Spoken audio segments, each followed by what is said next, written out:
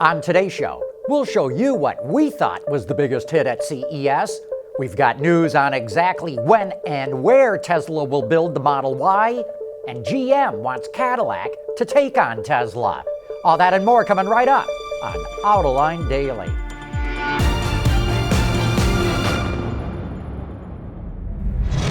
This is Autoline Daily, the voice of the automotive industry.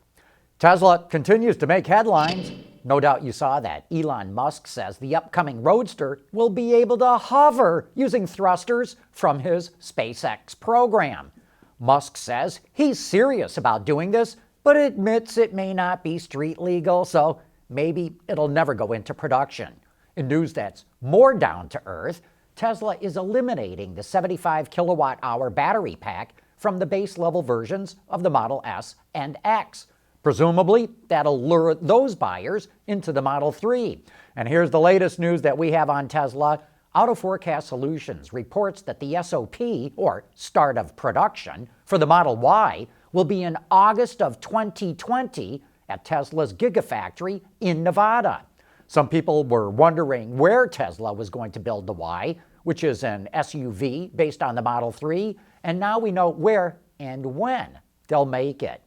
Hey, did you see our coverage of CES brought to you by ZF? One of the wildest things that we saw there was this autonomous motorcycle that BMW developed. Why in the world would they do that? You can learn all about it and see all of our CES coverage on our website and our YouTube channel. But from a transportation standpoint, the hit of the show had to be the Bell Nexus. It literally stopped showgoers in their tracks. It's a drone that carries 4 passengers plus a pilot. It uses a hybrid electric powertrain that can travel twice as far and twice as fast as a helicopter with the same payload. It would also be far quieter than a helicopter. Bell is developing it, but Uber wants to use it in a pilot program that should go into operation in Dallas, Texas in about 2 years. And we'll be back with more right after this. Autoline Daily is brought to you by Bridgestone Tires, your journey, our passion. Dow Automotive Systems, advanced materials that deliver better results. And by ExxonMobil.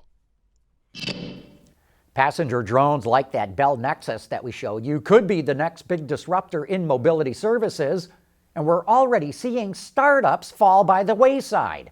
In a stunning announcement, Ford says it is closing down its ride-hailing van service called Chariot.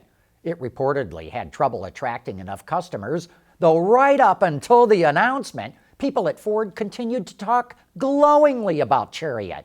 And that makes us wonder if this could be related to the upcoming announcement that Ford's supposed to make next week about its collaboration with Volkswagen. Chevrolet has pretty much led the EV charge at General Motors, but according to Reuters, Cadillac will become GM's lead electric vehicle brand.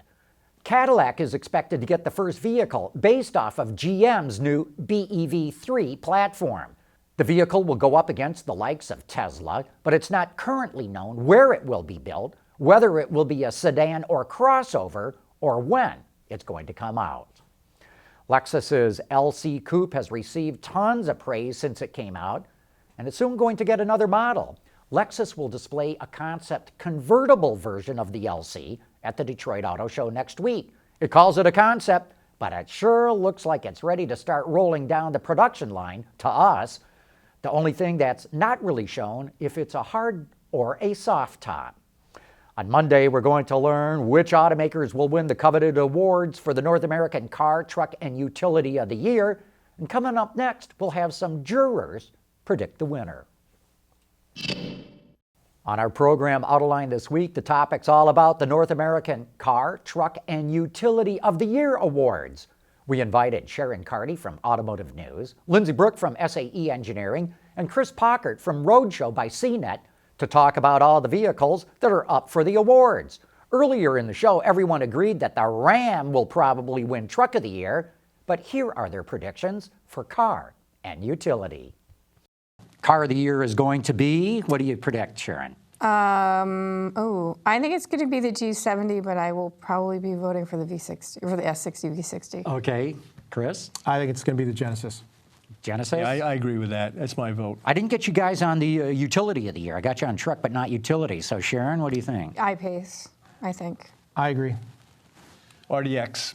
RDX. Yeah, I think I'm with Lindsay on that one. I think.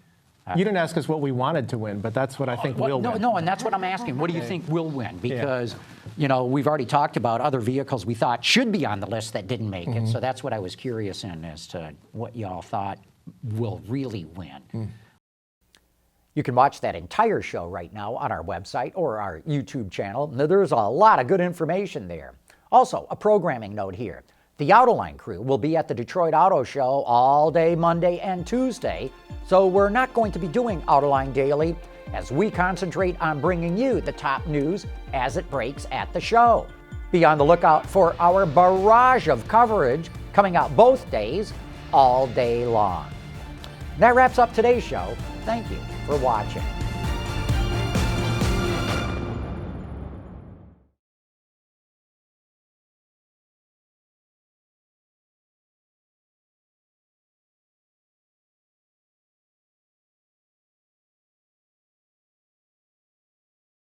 Ward's is the industry leader for news, data, and analysis. That's why companies across the globe subscribe to our premium service, maybe even your own. Log in for subscriber access now. Check your company's intranet for details and rely on wardsauto.com to keep you informed.